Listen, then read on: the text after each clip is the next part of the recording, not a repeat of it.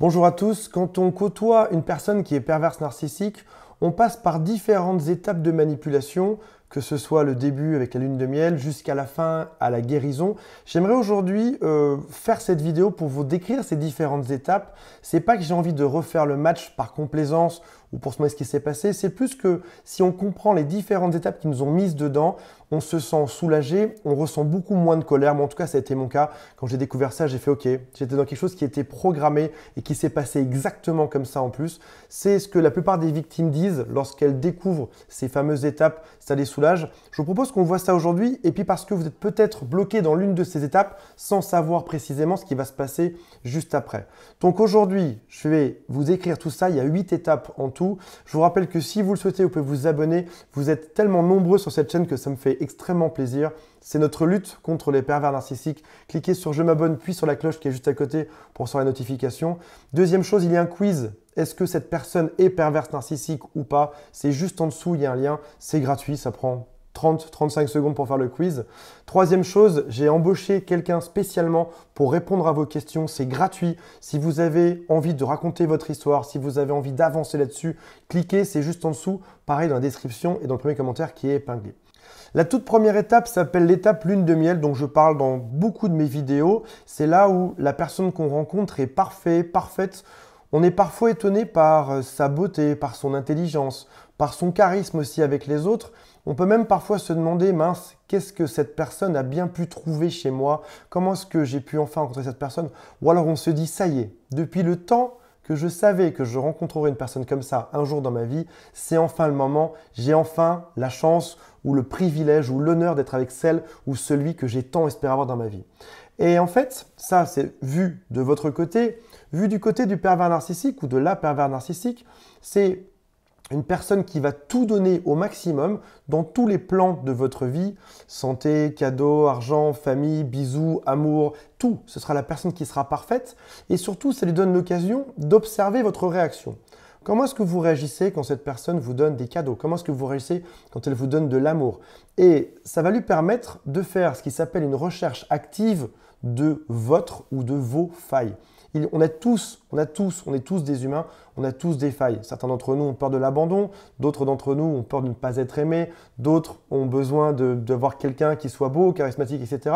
Et ils vont regarder, en vous donnant tous ces cadeaux et toutes ces choses, à quoi vous êtes susceptible de plus réagir. Qu'est-ce qui vous fera le plus plaisir là-dedans? Ça peut aussi être d'observer ce que vous craignez. Parce que forcément, vous arrivez dans une nouvelle relation avec cette personne, vous allez vous livrer au maximum, vous allez tout donner parce que vous êtes une personne qui est gentille, qui est saine et qui est honnête. Vous vous livrez. Le pervers narcissique, lui, ne donne rien. Il se contente d'écouter ou il vous envoie quelques fausses pistes pour vous dévoiler un peu de sa vie, mais souvent, ça s'avère être même pas vrai.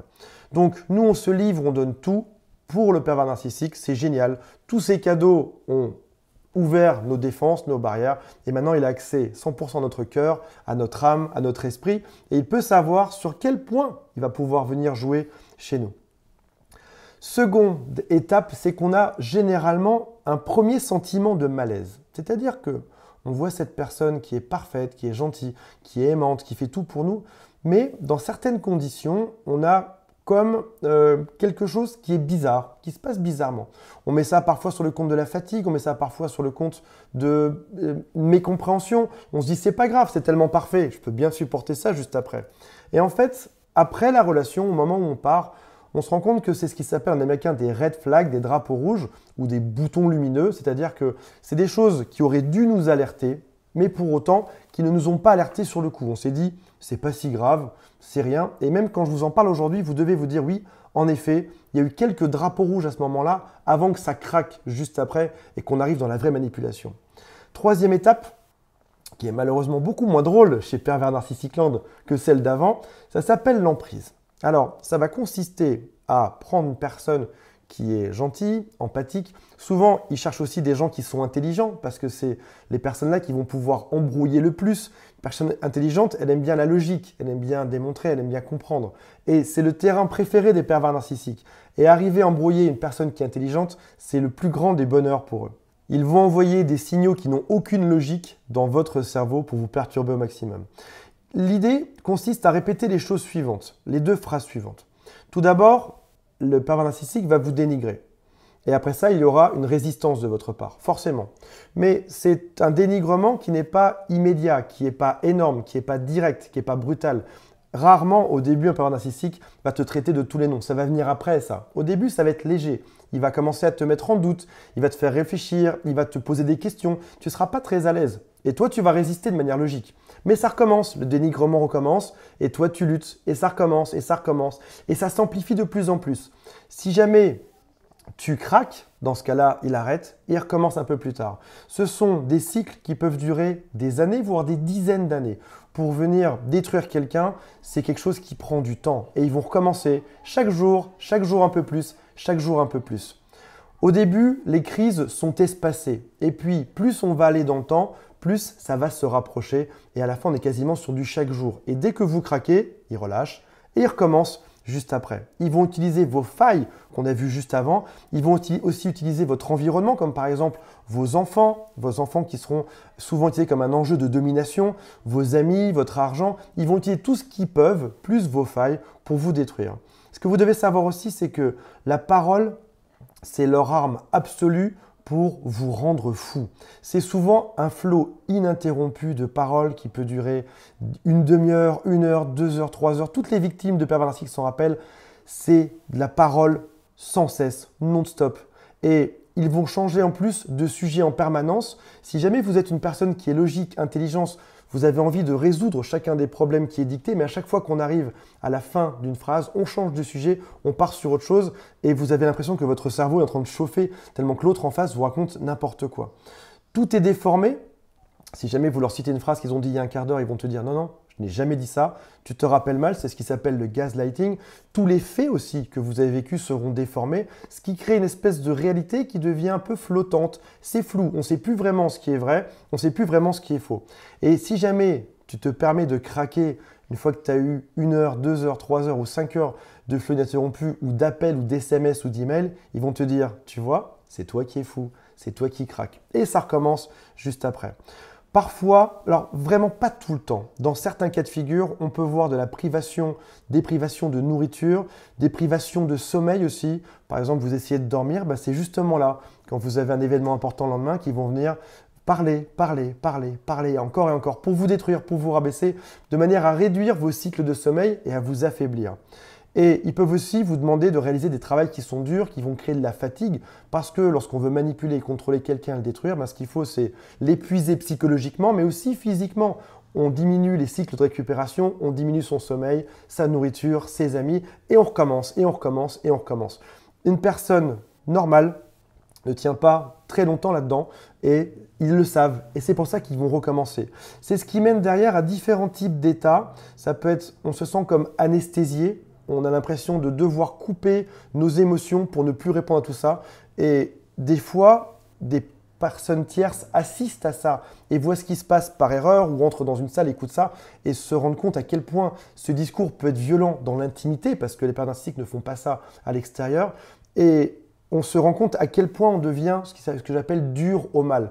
On devient endurant au fait d'avoir mal parce qu'on déconnecte totalement ses émotions. On peut aussi avoir des symptômes physiques comme des maladies. Il y a de très nombreux cas. Alors, je ne vais pas tous les citer. Il y a énormément de cas qui sont très différents qui peuvent apparaître parce qu'au bout d'un moment, on est peut-être tellement déconnecté qu'on se sent mal. Et on peut aussi avoir le sentiment de brouillard. La plupart des gens qui sortent de ces relations ont l'impression d'être dans le brouillard, ne savent même plus quoi réellement décider après. Et le tout ponctué, bien évidemment, par des phrases comme « tu as bien de la chance que je sois dans ta vie ».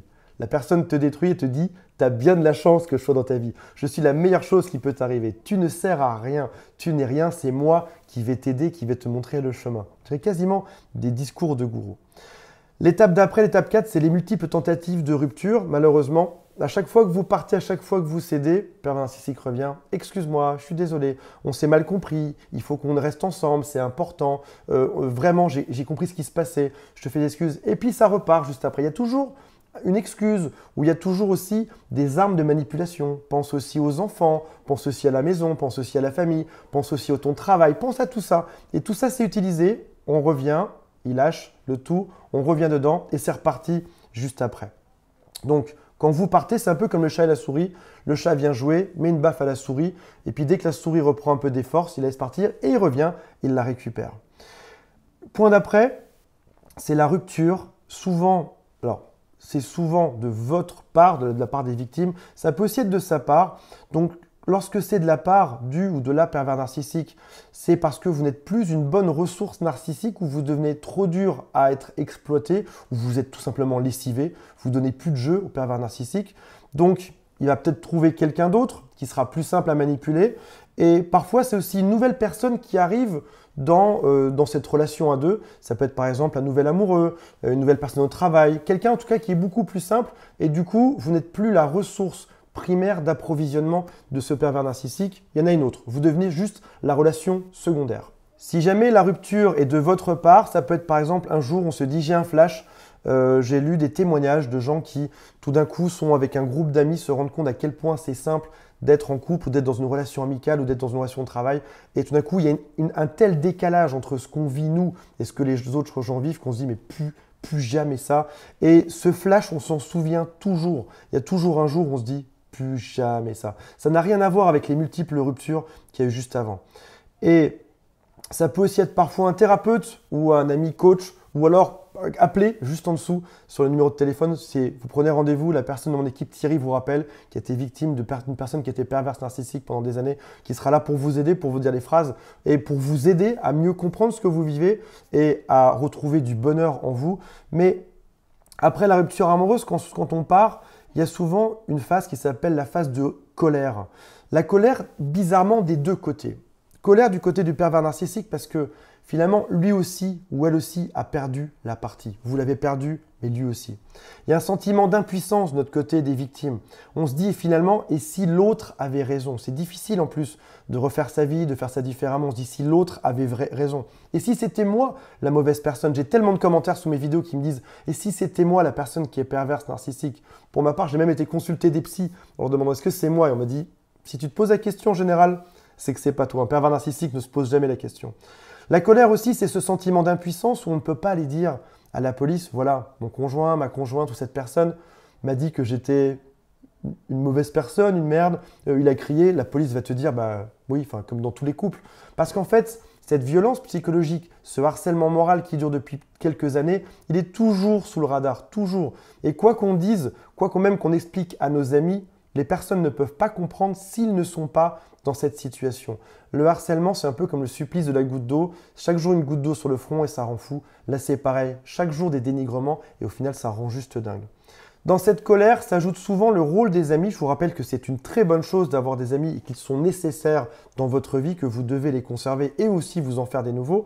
Mais parfois, on entend des choses qui nous font de la peine, comme par exemple, je ne sais pas vraiment qui je dois croire. Ils ont votre discours, ce que vous racontez.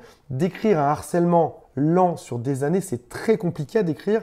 Et ils ont l'autre qui a tout un dossier sur nous. Ouais, mais ce que tu ne sais pas sur lui, c'est qu'il a fait ci, il a fait ça. Et toujours dans des faits qui sont totalement déformés. Je vous rappelle que quoi qu'ils disent aux autres, on n'en a rien à faire. Dans tous les cas, les gens feront bien le tri, c'est plus notre problème. Des gens peuvent te dire aussi, oui, mais il faut faire des efforts, par exemple.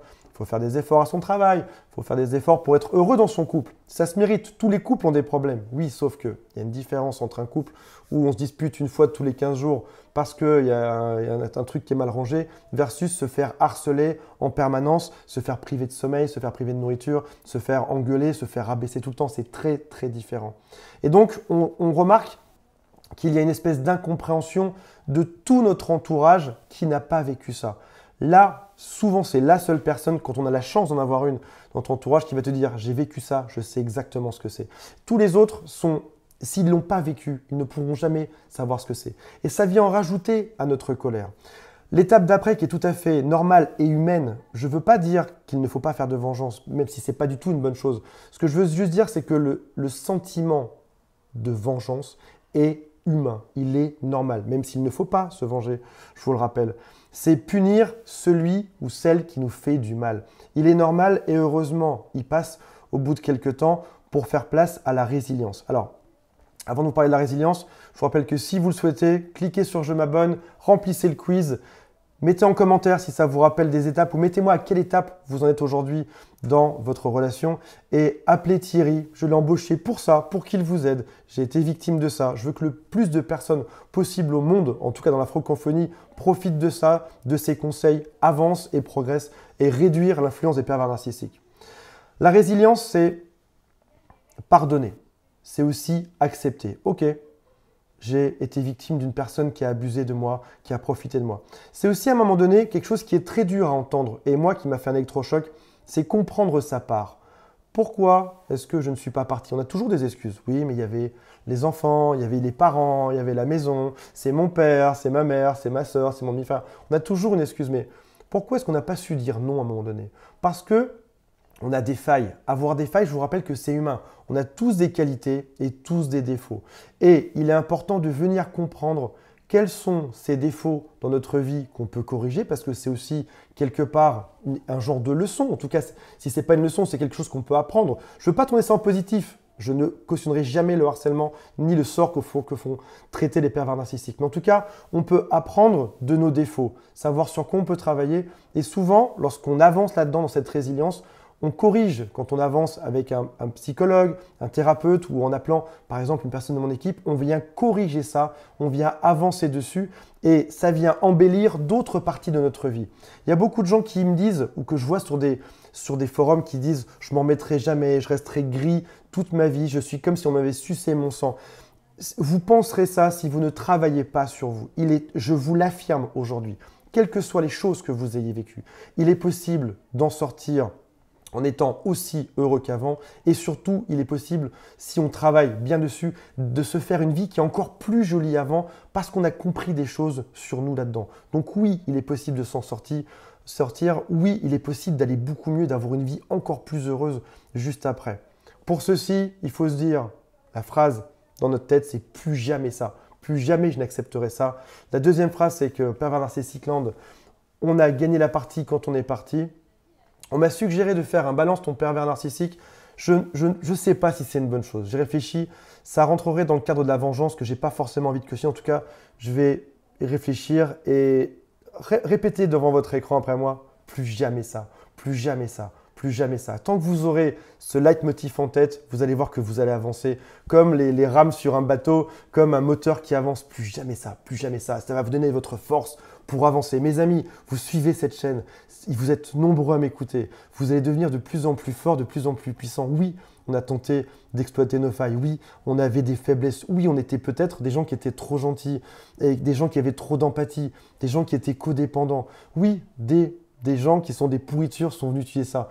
On va s'en servir, on va avancer. On peut rester gentil aussi toute sa vie. On n'a pas besoin de devenir comme eux pour réussir. On peut rester gentil, mais on peut aussi savoir mettre des limites dans notre vie. On peut savoir dire non quand on n'a pas envie de faire quelque chose. On peut savoir mettre des limites quand ça dépasse les bornes. On peut savoir partir quand on n'a plus envie d'être traité de telle ou de telle manière. Je vous aime, je compte sur vous pour progresser et on se retrouve pour une prochaine vidéo. Salut à tous, bye.